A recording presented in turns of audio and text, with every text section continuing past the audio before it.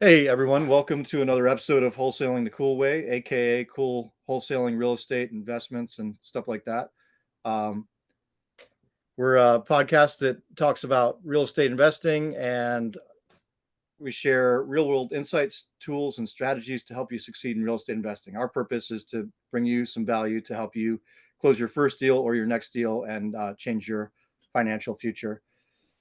We've got two different wholesaling businesses, one here in North Carolina, and actually we both work in North Carolina, but Jasper's based in Arizona. So you get perspectives from both of our businesses. And we do houses, vacant land, and also some creative financing stuff, which we'll talk about today. Today, on tap for this episode, we have a couple of deal breakdowns. Each of us is going to break down a deal that we closed this past week in detail, just from beginning to end, so you can see how that works behind the curtain. And we'll talk a little bit about owner financing. One of the deals I closed was an owner financing deal. And then we're also going to touch on how to talk to sellers and negotiations with sellers. So that's what's coming up in this episode. Uh, so, Jasper, how's it going this week? Oh, good. It's been a good Yeah. week for us, so I'm excited to dive into that. But you want to start off with a follow-up conversation? Yeah. So we've got what are we going to do next? Focus discussion on a relevant topic. So we'll talk about the acquisitions thing because we said that at the top. We talk a little bit about just following up on acquisitions calls or following up with sellers in acquisitions. So I've been doing that this past week or two because we're in the middle of hiring a new person for this role, and it's been a while since I've been in the role. So I thought I'd just check in a little bit about it. Um, and I'm just remembering all the things that sort of are best practices for me when I'm calling sellers. And really in specific, I'm talking about like we've made offers and now it's time to follow up with the seller and say, hey, did you get the offer? What do you think? And try and have that discussion with them.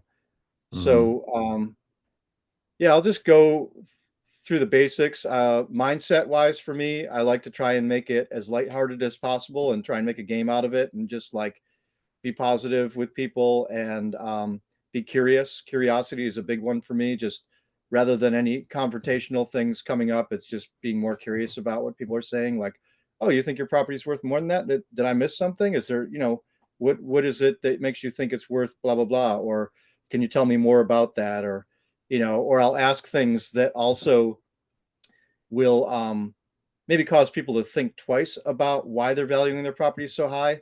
And for me, I'm dealing with vacant land a lot. So, that looks like, oh, has it had a perk test? Will it perk? And then if they're like, oh, no, then that kind of maybe backs them off their price a little bit. Or I can ask them Hmm. lots of questions about, hey, I noticed that a lot looks like it's fully wooded. So have you thought about the cost to clear that lot to build a house there? Or have you looked into that? And they'll be like, oh, no, and the parallel Yeah. for this in houses is like Matt Larson likes to go, hey, can you walk me through the house? Like I walk in the front door, where am I? I'm in the living room. Okay. Is that like fully refinished, like magazine quality 2024 up to date? Or, tell me a little bit more about that, right? Feel like, Hmm. oh no, it hasn't been updated since, 2014. And it kind of lets people roll back their price a little bit more, roll back their idea of what their property is worth without telling them what it's worth. It's just being curious. So there's a lot of different ways to use curiosity. I use it just about the person too. Like people like to talk about themselves. So, hey, I hear a dog in the background. What kind of dog you got? Oh, I've got another, I've got a shepherd or whatever. And that's a way to build some rapport without getting right into business and like being in this head to head Yeah. negotiation type vibe. So that's one of the things I use. I just made a few notes here. One of the things with me when if I'm doing this role or if I'm coaching somebody else to do this role, don't spend a lot of time reviewing all the notes and everything before you make a call because you might not even get through to the person. So I usually just Yeah. do a quick scan of the lead card in Podio and just like get a basic idea of what's going on, what they, you know, look at the notes, but I would leave that to like 1 minute or less. Just get an orientation and then dial, right? And then there's always the everybody says smile before you dial. People can feel your smile through the phone. It's might sound weird, but they can. So smile before you dial.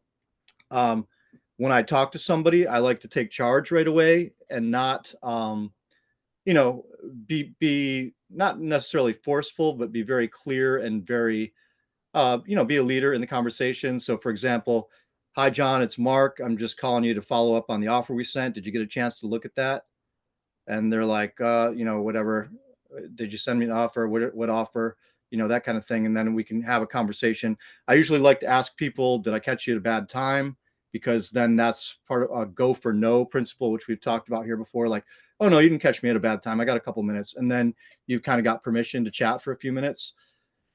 And then the other big thing is just giving space and letting the person talk. And the more I do that, the more information I get from the person, the more they feel comfortable and seen and heard. I'm interviewing acquisitions persons and people, and they're sending me calls. And I just listened to a guy last night, and he just ran all over the seller on the call and didn't give him a chance to talk at all, and didn't build any rapport or connection. It's just like you've got to give them a chance to talk. You've got to feel what their cadence is, what their pace of speaking is, and how they speak. And you've got to mirror that and be with that person on the phone, not just be on your agenda and roll through it, because you're going to turn them off, and it's not going to be as good of a conversation as it could be. Yeah. So the other thing I would say, and Pace Morby says this, and other people say it, but don't give the price, get the price, right? So, did you get our offer? Yeah, I did have a chance to look at it. Well, what did you think? Well, it's a little low. Okay, well, what do you mean by a little low? Like, what would be a good price for you? What's your ideal? What were you thinking of? What did you have in mind? And get them to give you a price, right? And then every once in a while, I'd say like 10% of the time, you get the person who's always like, "Oh, you tell me, you called me, you made me the offer, you tell me the price." And so then, with that one, what I usually do is a little dance with them. I'll change the subject. I'll go completely off book with that, and go away from price and just be like, "Oh, by the way, can you tell me, I was wondering, has this ever had a house on it in the past?" If I'm talking about a piece of vacant land. Oh, no, it hasn't. Okay, so it probably doesn't have like a curb cut or a culvert or anything. All right. Did you ever look into the cost of doing that? Like, I'll just go back to the qualifying thing again, and like trying to level set them, and Hmm. then try and circle back to the price later, and I'll ask them the price again in a different way. So like, hey, if we could get you cash for this and we could close pretty quickly, like, really, what would you need to be able to let this property go, right? And they might say no again. If it's that type of person, you tell me. And every once in a while you're going to have to give the price, but I find if you circle back a couple of times and you change the subject, or even, it doesn't even have to be about the property, you can be like, talk about the weather, or it could be the time you talk about the dog in the background, or the area that they live in, or anything to just continue to build rapport, build connection, build trust, and take the pressure off of the price discussion, and then come back to it later. So I do Hmm. that when I'm talking to people. And yeah, I think those are all the notes I wrote down. I just wanted to throw out some things about talking to sellers and negotiating price. And I do like, if they give me their number and, say we're offering 15,000 and they want 20, I often do a thing of like, hey, is there anywhere, if I know my max is 17, is there anywhere in between what we've offered and what, your ideal, that would still work for you? Is there a price that you could feel good about? And a lot of times people will be like, yeah, if you could do 17, I'd be good. And then again, like, I don't jump on the price when they give me the price they want, because then that can make them feel like, oh wow, I could have gone higher. It's more like, oh, 17, man, we were really hoping, like, this is tough, we got a lot of work to do here, it's going to cost us some money. And sometimes I'll even do the partner one, like, let me talk to my partner about this and see if we can get up to that number. I'll get right back Hmm. to you, okay? And then I'll do that, and I'll call him back, and then the next call is like, hey, good news, I was able to talk to my partner, and we can come all the way up to 16.5. What do you think? Or something like Yeah. that.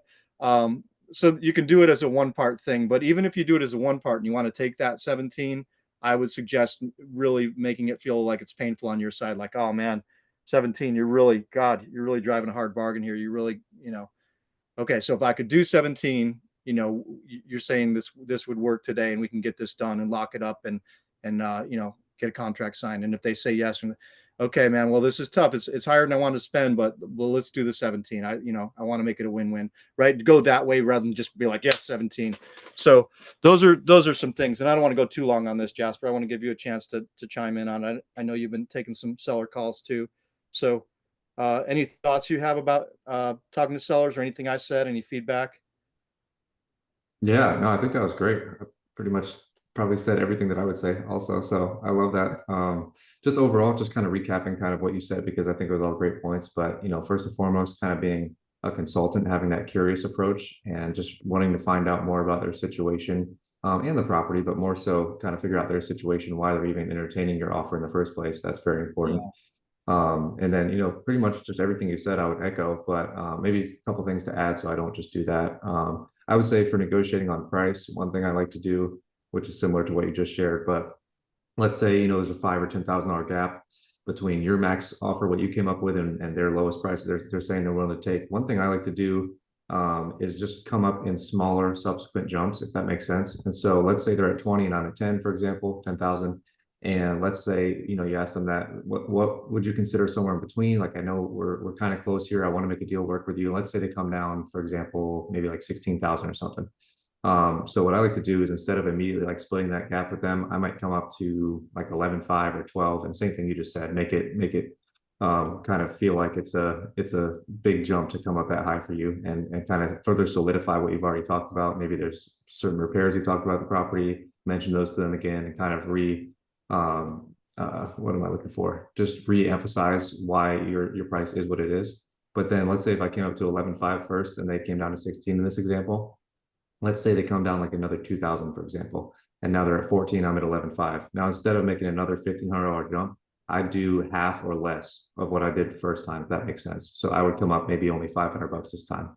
Like, man, I really don't know if I can come up any higher, but I do like the partner thing. We could do that also. So it could be a follow-up call where you're doing this, or you could like put them on a brief hold or something. Um, and then come back and jump up, like I said, a little bit smaller next time. So maybe you only come up to 12, maybe you only come up another $500. And a lot of times that works because they might jump down the same amount they already did, but you are only coming up a little bit. And if you do that a few times, you might have come up like 3, 4, or 5 times, but all in, maybe you only came up 5 grand and they came down 10 or 15, for example.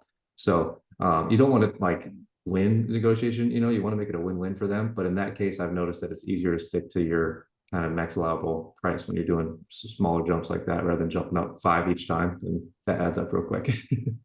Yeah. And then it becomes an expectation from them too. Like, well, he just came up 5, so I came up, Exactly. you know. Yeah. Yeah. But if you make it like really arduous, like, oh man, I don't know, man, it's just really tough because we already Yeah. have a lot of expense to do on this, and we got some unknowns in there. Like, there's some things that are just uncertain. We don't know how much it's going to cost. Like, whatever. That's all helpful.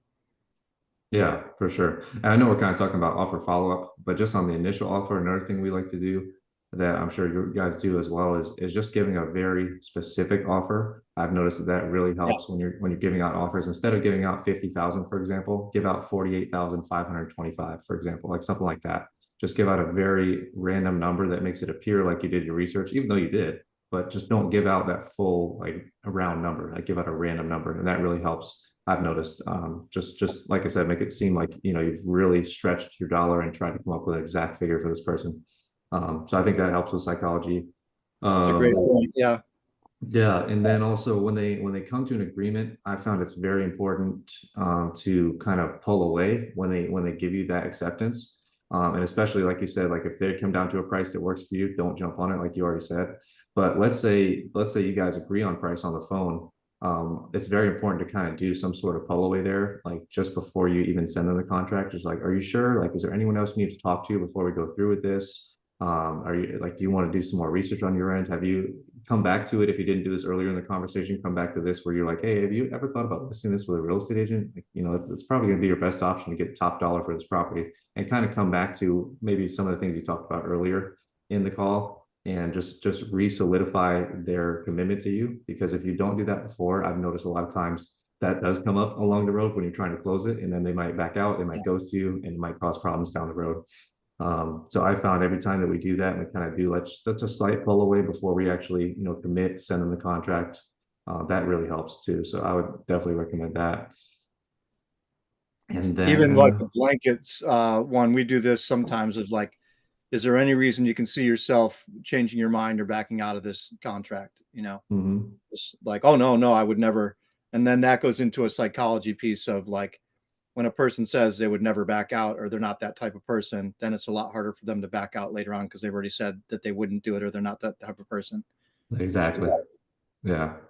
Yeah, so that's a great one. And then just going back on another thing that you said, which is when you do get that price agreed to, a lot of times we like to do the if then type statements where it's like, if we can come up to this, then do we have an agreement today, for example? And you already touched on that, but I think that's very important because then it's not committing on your end yet. You're like, if we can come up to this price, whatever price they said they would accept, can we get it signed today?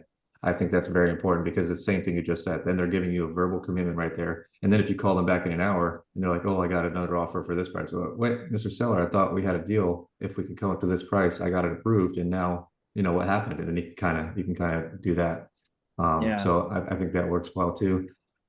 And then what else? I mean, I think leaning on, if you do have experience, I think leaning on that can be helpful.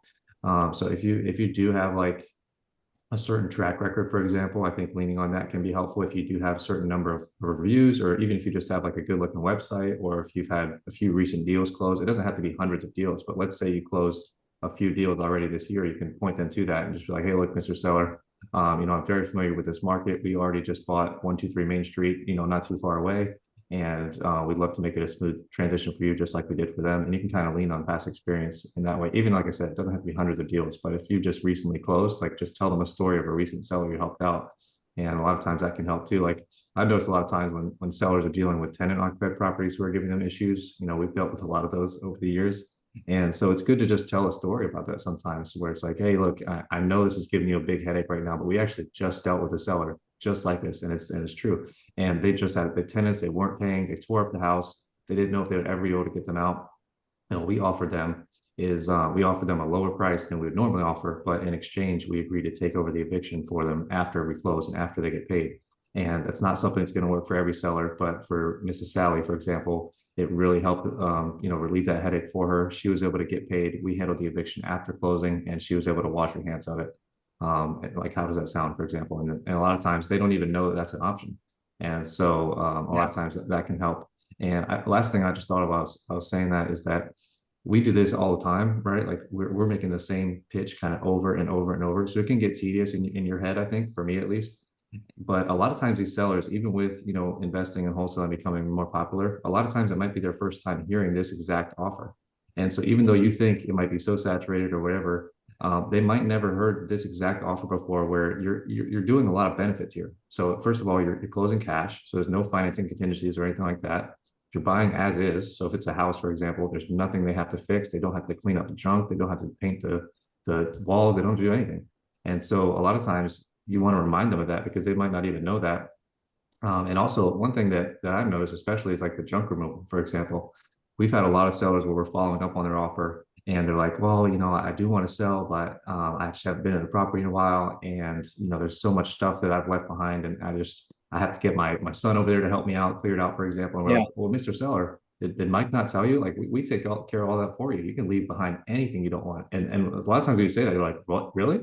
And to Yeah. to us, we just think like, oh, this is assumed. They already know that, but they might not. And so just re-solidifying whatever benefits you do offer can really help, seal a deal too. And just kind of selling the vacation for them, because then they're like, oh, wow, I don't have to clear out the junk. I don't have to do this. I don't have to do that. I don't have to fix the broken window in the back. Like, a lot of stuff Yeah. like that. So Great yeah, point. I don't want to go too long-winded, but that's just another thing I thought of.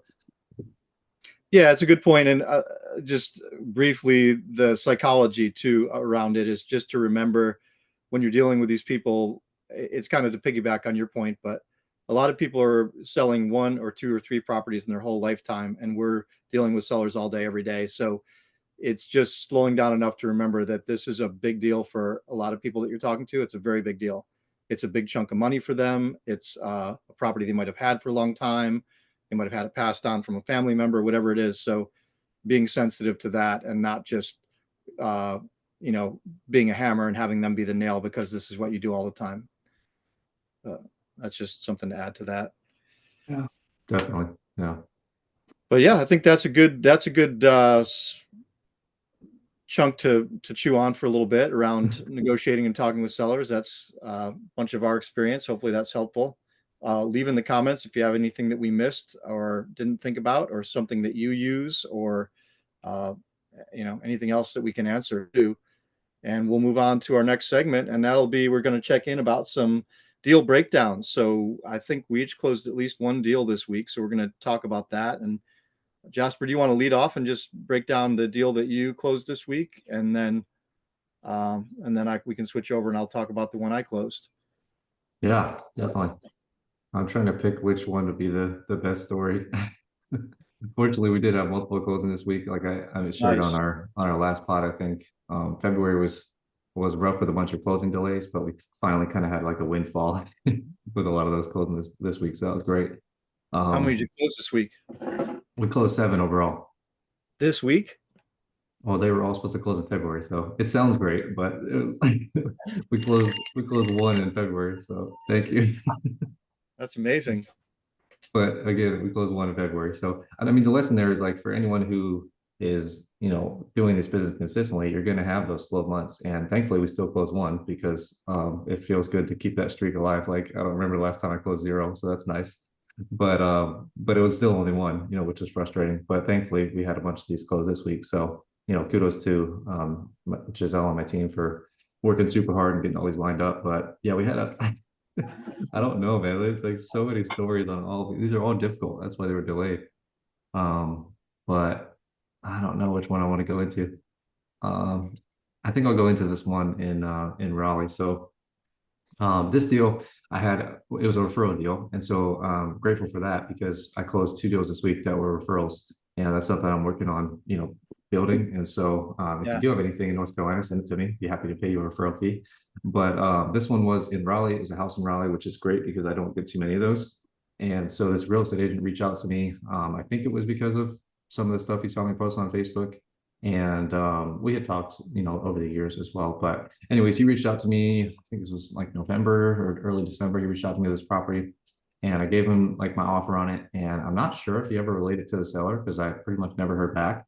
I did follow up with him a couple of times and just never heard back on it. So I just assumed that I just wrote it off that he accepted another offer. And then, funny enough, the seller contacted me on social media, and I have never had that happen before ever. Wow. After doing this almost 7 years, I've never had that happen ever. Anyways, and Reached so out to you on Facebook? on Instagram.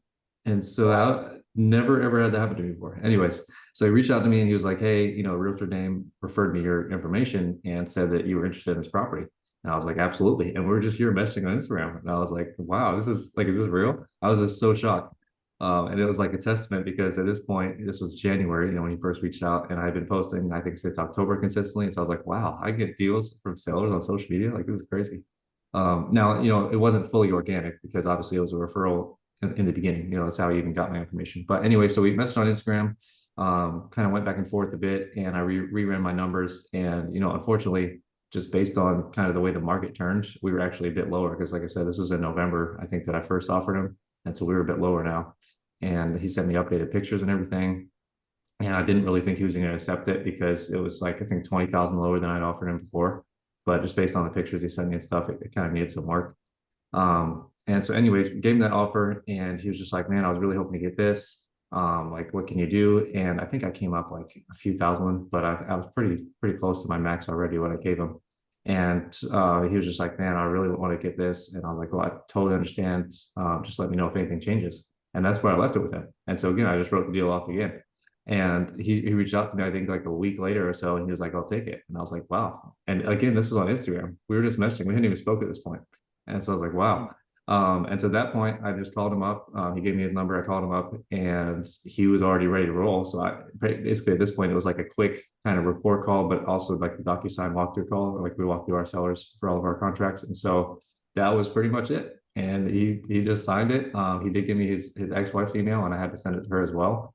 But he signed it there with me on the phone. She signed it like a couple hours later, and that was it. So I was super shocked at that. But then once we got under contract, there were some challenges there. So I was considering buying this one myself because it was in Raleigh. But then once I marketed it out, we were getting, a lot of interest because in Raleigh. And Yeah. so we got some great offers on it. And I kind of wish I didn't take the offer I did, but anyways, I did because it was the highest and best. And so that's what I did. And long story short, the buyer was not the best to work with and ended up delaying closing multiple times.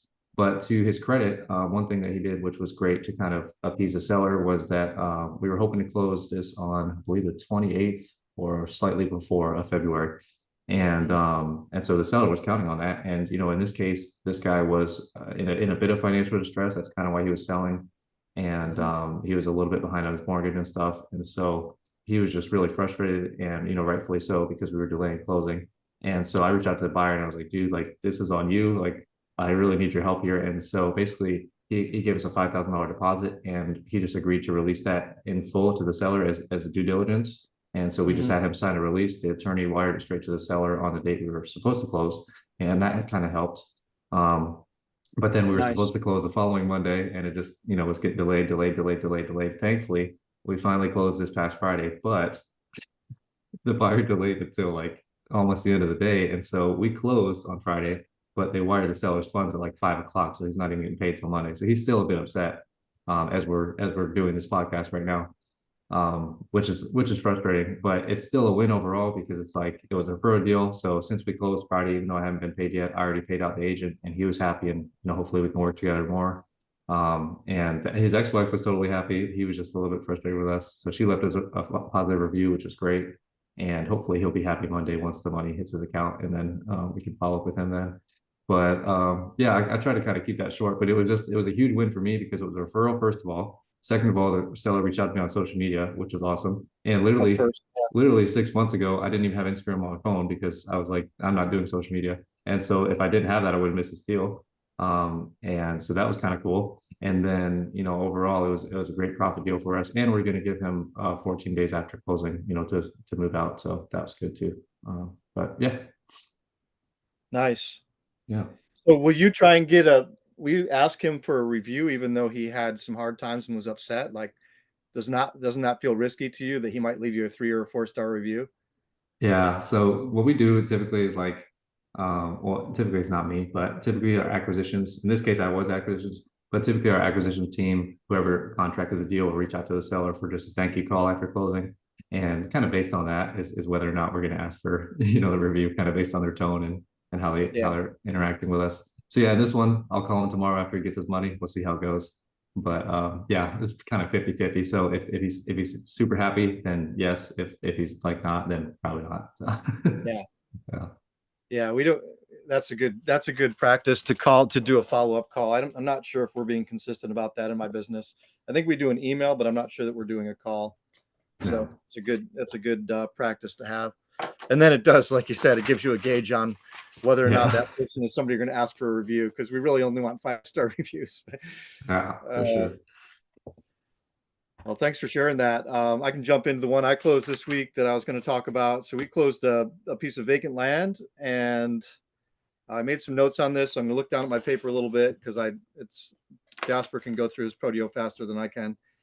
But this is a piece of vacant land. It was actually a lead from Call Geeks, which is a cold calling company that we used last year and we phased out at the end of last year. So I think closing this one put us to like break even um, with our ROI on cold calling. Well, So that's if we good. close another deal from cold calling, then maybe we'll actually be profitable. But yeah, so anyway, that's kind of a funny sidebar.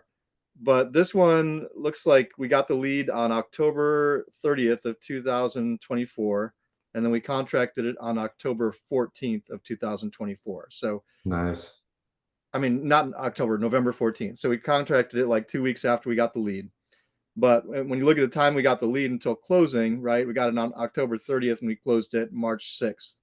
So that's what, just November, December, January, February, March. It's 4 months. Is that right? Mm-hmm. December, January, February, March. Yeah. Yeah, Yeah. technically, yeah. 4 months from contract to close. So, yeah, so we sold it January 27th. So we had it under contract November 14th and we sold it January 27th. So December, January, right? That's like 10 or 12 weeks it took us to sell it. And then we closed it on March 6th. This one we did owner financing. So I said at the top we'd talk about owner financing a little bit. So we had trouble selling this lot. It was an odd shaped lot. It was like a sort of a flag shaped lot, what they call a flag shaped lot, a small road frontage and a bigger piece of the property behind another property. So those are often difficult to sell, and often builders don't want those. And so our prime buyers for land, our best buyers for land, are generally people who are going to build on it and professional builders. So when we're selling to individual buyers, it's normally a more drawn out process because they're new at buying land. They don't know what they're doing. It's harder to find them usually than it is to just find builders. This was an individual buyer that we found on Facebook Marketplace that we ended up selling it to. Um, but we ended up, we bought this, I think 2 or 3 weeks ago, and we closed on it March 6th because the seller obviously had been waiting a long time since we went under contract with them. So and we bought it, and I think there was some delay with the lawyer too, where they were supposed to close and then they didn't, this and that. But anyway, so we bought it a couple of weeks ago, and then we closed with them this past week. We purchased this lot for $6,000. We sold it for 16, which was full asking price. And Nice. that's the benefit of owner financing is we don't negotiate on owner financing deals. If you are asking us to finance a deal, we're not negotiating on price in general. Like if 16,000 is our asking price and you want us to finance it, then you're paying 16,000, right? Because you don't get financing and a discount on price. It's just the No. way my mindset is around it. So, and people don't usually balk at that. It's just like, yeah, we don't negotiate prices on owner financing. It's just full price, full asking. Every once in a while, yeah, we'll do it if we're really having a hard time selling it. But for the most part, that's our policy. Um, so these people, and the other thing we do with owner financing, and this is kind of a deal breakdown and talking about owner financing at the same time, but the other thing we do with owner financing is generally we want the buyer's down payment to equal what the property's costing us, right? So this property cost us 6 grand, so we want that buyer to be coming in with 6 grand or more. We want to be break even or in the black the instant we start the owner financing. And the reason for that is, it's just more financial security. We're not coming out of pocket anything. And then also, if we ever have to foreclose on one of these, the property's already been paid for. We just have to foreclose on it, and then we can sell it again and make another profit, right? So we don't worry a ton about qualifying people for owner financing. We do a general qualification process, but if somebody defaults, then we're just taking the property back and we're selling it to somebody else, and they've already paid us for the property. They've already paid what we paid on the property. So that's kind of our approach to the whole thing. The benefits on owner financing are you can appeal to a wider range of buyers because somebody might not have the 16K to buy this property, but they might have 6K to put down and pay off the rest over time. And so it's kind of a win-win because they get to have the property and you get to sell the property when you might not have any other buyers. And also we're getting monthly cash flow on that, and we're making compound interest on that. So right now we're charging 10% compound interest on these owner financing deals. And so on this deal, we'll make an extra $1,500. So we bought it for 6. We sold it for 16, right? We're getting the cash back in. We already got the cash back at closing. So we're back to break even on that, or a little ahead. And then we're going to make, the difference in the purchase. We're going to make 16 minus 6. We're going to make 10, plus we're going to make another $1,500 because they're financing it over 24 months. So the compound interest, so we're actually making 11.5 on this, plus we get a little bit of cash flow coming in every month. And if we have 7 or 8 of these working right now, maybe 9, I don't know, but everyone is paying us. They're all well, I won't go into our sub twos and stuff, but on our vacant land deals that we're owner financing, people are paying us somewhere between $200 and $500 a month. And we have, say we have 8 of those at an average of $300 a month. So we're making like $2,500 a month on owner financing. It's just a nice little bit of cash flow, right? It just pays some bills and again, compound interest. So I wrap that into the deal story. And as far as the deal story, I don't think it's super colorful in terms of the whole thing. It's just, it took us a while to find a buyer. We found the buyer. We did the owner financing. The one little wrinkle, which is also a lesson, is that the closing attorney did delay on us, and we wanted to buy it and then close it right away. A to B, B to C, and that's A to B is us buying from the A would be the seller, we'd be the B, right, and then we sell it to the buyer, B to C. So we wanted to do those really in close together, and the attorney had some issue that postponed our half of it, and then they lost the They lost the buyer's earnest money deposit. They couldn't find it anywhere. They didn't know where it was. We had to go back to the buyer and ask them to give us their proof of it. And the buyer started to freak out because it's like, we sent you $1,000, where is it? And so anyway, that was a frustration and it caused delays. And we ended up, they eventually found it, and they said that it was a money order, so they couldn't cash it or something like that. I don't know. So we Hmm. we ended up giving the money order back to the buyer and just changing the financing piece of it. And they brought what they were going to bring to closing. I think they were going to bring six to closing and have 1,000 down. So they're going to pay seven up front. They ended up just paying the six up front. And we said, we'll roll the other 1,000 into the financing part of it, just because it was our fault. Ultimately the lawyers representing us. So we, as a way of sort of smoothing things over, we were like, don't worry about that. Take your money order back. If you want to make an upfront payment with that $1,000 and knock down your loan faster, do that. If you want to keep the $1,000, we'll just roll it into the back end, however you want to do it. So that's what we ended up doing with them on that. But yeah, I think that's it. Is there anything I missed on breaking that deal down? No, The I buyer love it. marketplace was where we got that individual buyer, which is where we get a lot of individual buyers. Um, Facebook Marketplace. Craigslist is another source. But yeah, anything I missed on that? No, that was a great breakdown, but that was a major fail on the attorney's part. Yeah, I guess the advice I would have, and we're sort of segueing into tools, tips, and strategies and advice. So the advice I would have for anyone on this, and I said this to my dispo team, I think it's part of our SOP, but sometimes we might forget, is like, when a buyer is sending you an EMD, especially if they're not a professional buyer who just wires EMDs in, or in some cases never pays EMDs and just pays all cash Yep. at closing. But if it's like an individual buyer and they don't really know what they're doing, and it might be their first time buying property or whatever, you have to make sure that you educate them and be like, hey, when you send this earnest money deposit in to the attorney, or when you drop it off, make sure that you label it very well with the name of the property that you're closing on, our company name, your name. Make sure it has all the information, because the attorneys get a lot of earnest money deposits, and if it's not labeled properly, they might not know where it goes, and they might it might get lost in the shuffle. So it's just something to be aware of, especially if you have an inexperienced buyer, to make sure that they know what they're doing. And actually, my operations guy, Ollie, made a great suggestion when we were breaking this down, like the failure of this, of why don't we just have a form for buyers, an EMD form, and they send that form in with their EMD, and just have like all the basic information they should include with the EMD when they're dropping off an EMD or mailing it in, which some individual or inexperienced or first time buyers do. Most professional buyers just wire their EMD, but Hmm. not everybody's comfortable with that. So that would be my tip on that one. And so now we're segueing into any tips or advice, anything like that, tools. So did you have any stuff for that this week, Jasper? Any tips or tools or advice, or anything that came out of these conversations that you want to double down on with in terms of advice and tips? Uh, yeah, I mean, we've been talking about it for a long time, but I've noticed just lately, my new transaction coordinator found us a new attorney, and it's just made a world of difference for us.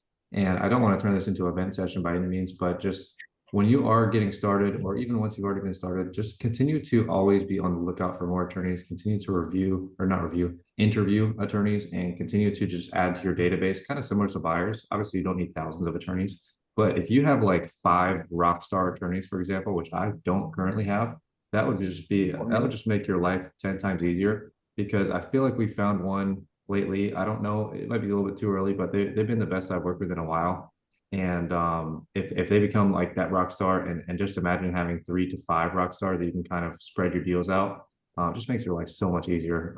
Because like you said, with that earnest money thing, like we deal with little small issues like that with our past closing attorneys all the time. And it's just really Yeah, frustrating because you have enough things to juggle on your plate, as an investor, and keeping tabs on an attorney is not something that you want to have to do. So that's yeah, just one tip I would recommend, and something that I'm definitely putting a focus on this year. Like I said, I think we found one that's really good, but we're still actively looking for 2, 3, 4, 5 that we can really trust and really um, kind of be hands off with when we send them our deals, because that's the end goal, yeah. really. So Yeah, it's a great point. And we have an example of that this week. We have a deal that was supposed to close like at the end of February and it's still not closed and it's with a new attorney. And, this past week they asked us something about the seller and who one of these people was in the seller's family or something. They asked us a couple of questions, which made it very obvious that they've had the file for 3 to 4 weeks and they just started working on it. Yeah, Um, and it's like you send them the contracts and you tell them everything about the deal and you ask for a closing date and they give you a closing date. And a good attorney will peek at the title within the first day or two usually and let you know if there's anything that they see as an issue or a potential issue so that that can be headed off by closing. And then some attorneys will do what this attorney did, which was like, oh, we're late on closing and we're going to try and close it soon because these people are putting a fire under our butt. So let's look at the file now and see what needs to happen. And now, with the questions they're asking, it might be another 2 or 3 weeks for all we know before they close. So yeah, anyway, like you said, we don't want to turn it into an event session. The point of it is a good attorney can make your life easier and close deals that might not have otherwise closed. And a attorney that's not as good can cause you a lot of headaches and maybe even cause you to lose deals or cause deals not to close because with delays and other issues, you could have buyers or sellers getting really mad and falling out. So finding a good absolutely. attorney is a great tip. And that's a great point you brought up just right there. If you are interviewing attorneys, that's a great question to ask them. Just something along the lines of like, hey, if something were to pop up on title, like maybe you need to clarify something with a seller, is that something that you're going to do, or are you going to expect us to do that? Because in my opinion, nothing frustrates me more than when an attorney reaches out to me and says, hey, can you ask the seller this? I'm like, hey, can you ask the seller this? Because that's actually something you're supposed to be helping us with. So Yeah. that's a great question that you should include when you're when you're interviewing potential attorneys. Any other tips or advice? No, I don't think so. That'll be the main one. Yeah, the only other thing I have is, I've been sharing that I'm in the hiring process for an acquisitions person to do the seller follow-ups and close deals. So, um, I don't know, like just be aware if you're hiring for this position that this person might cost more than your average VA is what I'm learning, right? Yeah. Because you're gonna have to pay them a little bit more in commissions and maybe a little bit more hourly, and they're gonna be wired a little bit differently than your average VA if you get a successful closer, because it is a person who has a closing mentality and more outside of the box and a more self-starting mentality and maybe even more of an entrepreneurial mentality. So that's what I'm learning is just like that I may need to pay this person a different pay structure, a different bonus structure, and even handle them differently. Their work schedule might be different. I don't know. It's like all these things that each position is going to be specific to the personality type you need for the position. And I'm learning that as I'm interviewing and going through the hiring process. So I don't know if that's Yeah. helpful, but No, definitely.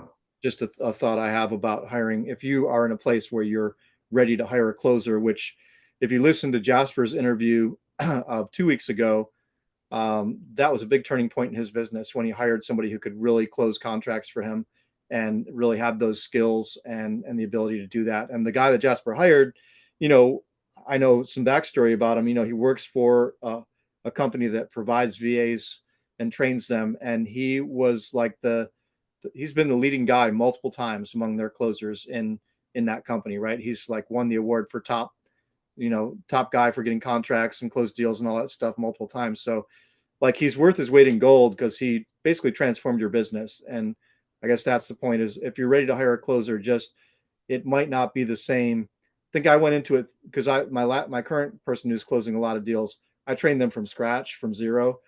Um, but I don't want to do that this time. So I'm gonna have to change my idea of what I'm gonna pay, what I'm looking for, who this person is, all this stuff. So that Hmm. makes sense. Or you have anything to add to that? No, that's great advice. And like you said, I mean, it's not basically like he completely changed my business and my life forever. And so like I'm forever grateful for him. But yeah, it's a linchpin position. I think you've used that word before, but Yeah. it's something where it's like it can be scary to pay more money than you've ever paid before, but it'll most likely make you more money than you ever made before. And so it's easy for me to say that now, but I was scared when I first made that deposit and first started paying him. I was very scared. But thankfully, like I shared in that video, he got a contract very quickly. He got 2 in his first week, and we closed one of them like in the next 30 days. So it kind of paid for itself very quickly. Paid So for himself right away. Yeah. yeah, so I was grateful for that. But yeah, I mean, you're not always going to get lucky on the first hire. We've obviously hired and fired quite a few people over the years, but just overpaying for that right person is definitely well worth it. And something that Alex talks about a lot. I don't want to mention it too much, but he talks about that a lot, which is something like paying. I think he said he likes to pay like 25% higher than market rate, and you'll get like a double on the talent. That's his philosophy behind it, I think, something like that. Where it's like the market rate, for example, let's just say, for example, it's 30,000 a year as a salary. That's a market rate salary for this position. That's just an example. But if you pay 25% more than that, you might get a double in terms of increase in productivity or talent. So obviously, it's well worth it to do that. That's a great perspective. Yeah, that's a great perspective. That's helpful And to me as through the I heard process. a funny quote lately, which I thought was funny that just shared that applies to this. But someone said that if you pay peanuts, you'll get monkeys, and I thought that was hilarious. Oh yeah, I've heard that I one. thought that Yeah. was hilarious and very true. And especially when you Yep. talk about the training piece of it, if you pay a smaller salary up front, obviously you can train that, but you might get like monkeys in the short term with more training, more fires that you might have to put out with that person. Whereas if you kind of overpay in the initial, you might have a lot less of an on ramp to kind of get that person up to speed. Yeah. And I don't have the time or the patience right now to train somebody from scratch. I want somebody coming in ready to go. So Yeah. that's where I'm sitting. Whereas in the past, when I was in my second year of business, I was willing to, you know, hand train somebody for 3 or 4 or 5 months, because that's where I was in my business and that's what I needed to do. I wasn't going to be paying, top dollar for somebody. All right, I think we've hit that one, but thanks for that feedback. And it's great, Jasper, that you have the actual experience of it, right? The proof of concept, as you were saying in your previous in your interview, that it really can be a game changer. So worth it if you can swing the money. All right, so I guess we're gonna moving towards closing here. Do you have any books or podcasts or any inspiration that you want to share with the audience as far as stuff that has been inspiring you or moving the needle in your mindset or education, Jasper? Yeah, definitely. I mean, lately I've been inspired by my team. I kind of shared it earlier on my deal breakdown, but March was super slow for us. Closed one deal and it wasn't a big deal. So we only made $3,000 in revenue in March. And that's revenue. It's not profit, not even Ouch. close. And so in terms of profit, we were negative in the tens of thousands. I don't need to share the number, but very, very red month in terms of Yeah. P&L. And with my team, we got a bunch of contracts last month, which was awesome. And we only closed one deal. And still on our weekly meetings every week, everyone's smiley and like we're charging towards a goal because we know we have a bigger goal for the year. And so I guess I'm just sharing that to say, like, stay consistent, even if you have those bad months, because I know for me, when I was getting started, I might have multiple months where I close zero. Now I'm fortunate, like I said, to close at least a deal a month, barely last month, but I've been doing that for a long, long time. But then you Now closed close 7 last week, so Yeah, and so I've been fortunate to close a deal a month for the last, I don't know how many months, but it's been a long, long time that I've been fortunate to be able to do that. And before that, like I said, I would have months on end where I would close zero, and then I might close one, or something, or maybe my big month like years ago would be like 3 or 4 in a month, right? But anyways, I just share that to say, like, now we're set ourselves up for March, which will be my biggest month ever, hopefully, and in terms of revenue, in terms of closed deals, and we're just going to pretty much break all of our company records. And that's only because we stay consistent through February slow month, but also stay consistent through a slow year last year. We had a pretty challenging year in terms of profit. We were way down. We still closed, I think, 58 deals, I think, last year, but that was down in a number of deals, and profit, like I said, way, way down. And so just stick through those hard times. And if you stay consistent, just keep doing the actions that will work, it will work eventually. And so I did want to share some books and stuff, but that's really been my main inspiration lately, because I just feel very fortunate and blessed to have this team that most of them were working with me for 3, 4, 5 years. And I just feel fortunate to still have, those people working with me today. And they've seen, all those ups and downs themselves. So I think that helps.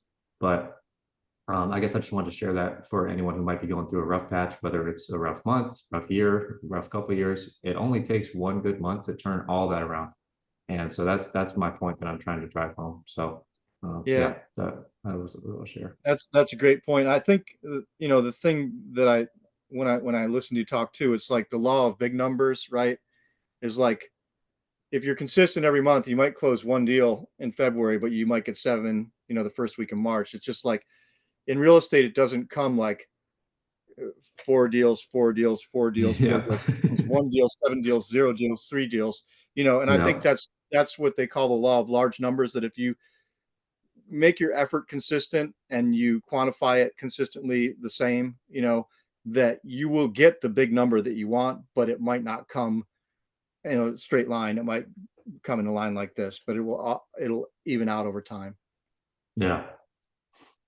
Absolutely. That's a great piece of sharing. Also, like for anyone who's listening, for all the gurus that say they close, let's say 100,000 a month, they definitely don't close 100,000 every month. They might close 500,000 one month and zero next month. And it is like that in real estate, especially because, there's always closing delays. There's always title issues that are going to pop up. And so I also heard Brent Daniels share this, which I think is very true. But he said that, I think he said 90% of your income will come in 6 months out of the year. And I heard him say that. And I looked back and I was like, yeah, that's pretty much true. So if you just know that going into it, then you don't have to get down about these bad months because, like you said, you might have one huge month to follow, but then you might have a couple slow ones to follow that huge one. But then you might have another huge one. And then when you look back at it over the year, you're like, man, I did have 6 And a amazing couple of months, medium and I ones. might have Yeah. had I might have had a couple medium, might have had a couple really bad.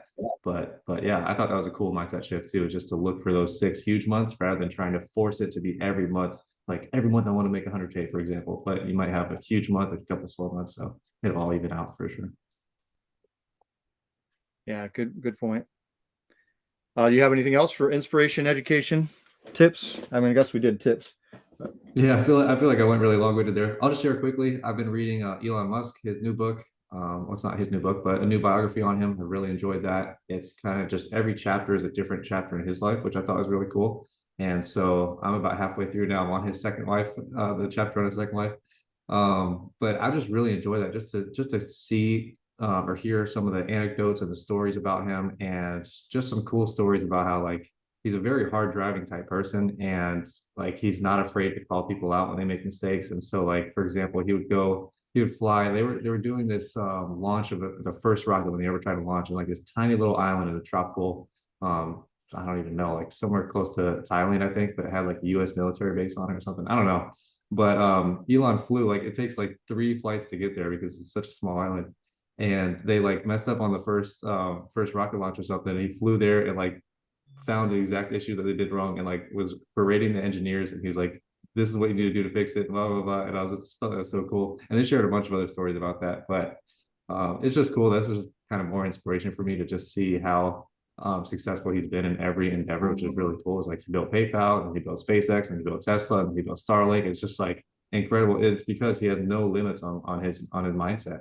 I think that's the biggest thing that sticks out to me, is that like most people never thought we could go to Mars, but he just assumes that we're going to go to Mars. Like most people that wouldn't even enter someone's brain, but he just assumes that. And then like with the rockets and stuff, like I don't remember the exact stats, but NASA has all these contracts that they give out to like random companies or government companies, and they would never give them to Elon because he was like a private company. He's kind of like a outside the box type of dude, and so he was just funding it all himself. And I don't know the stats, but like he sent out 10x more rockets than NASA has combined. Like they haven't hardly done anything. He's sending out rockets like every couple months, and it's just like incredible to see kind of the scope of the things that he's doing. So I guess it just goes to show you that if you like are able to hire the right team and able to cast that vision, then it really anything is possible. So that's just really inspiring for me to see that. And then pairing that with another book I'm reading, which is called The Essentialist, and I'm really enjoying that because it's just talking about, especially the chapter I just read is talking about editing and removing things from your life. And I've heard that from a lot of people, but it's definitely more powerful to remove things from your life than to add things on. And that's kind of what the book is driving home, is to only focus on the essential things in every aspect of your life, your business, your home life, your fitness, your finance, everything. So I really enjoyed that book. So yeah. Yeah, that's a good concept. Yeah. That's like Michelangelo, that quote from Michelangelo when somebody asked him about sculpting, and he said, he just removes all the pieces of marble that aren't the thing that he's sculpting, Yeah. and it just reveals the thing that's in there. That's Yeah. for books. I was thinking when we were talking about the acquisitions thing. I know I've shouted out this book multiple times, but I use the book Influence by Robert Cialdini. I use those principles a lot in negotiation and talking with sellers or anybody I'm dealing with. But it works really well. It's like one of the things we talked about at the top of the podcast when we were talking about the psychology of congruence. I'm not sure if he calls it congruence, but people want to be in alignment with what they say they are. So if you ask somebody, are you the type of person who might back out of this deal? And they say, absolutely not, I would never do that. Then you're using that principle, right? And there are a few other principles in there that I use all the time, but I just recommend that Influence by Robert Cialdini. It's Cialdini. It's great stuff. Easy read or easy listen on audiobook, and really good actionable insights in it. And yeah, I think we're coming to the close here, so let's wrap it up. I pulled up a quote here. This will be more philosophical. It's from Marcus Aurelius, Meditations. This is the mark of perfection of character, to spend each day as if it were your last, without frenzy, laziness, or any pretending. I love it. That's the philosophical quote to wrap it up. And if you like this episode, please like it. If you have any questions or comments, please leave them below. We love engagement. We love responding to people and interacting. And if there's stuff you want to hear on future episodes, more of or less of, we're open to criticism as well. Let us know. We're just here to help. And I hope everyone has a great week. Anything else, Jasper, before we wrap it? No, I love that quote. Thanks for wrapping it up. And yeah, hope everyone liked this episode. All right. And check out the interviews. We did a unique format where I interviewed Jasper once and he interviewed me once. So we kind of tell our stories in depth. And those would be the last two podcast episodes before this. I think it's number 64 and number 65. Yeah. Check those out. All right. Take care, everyone.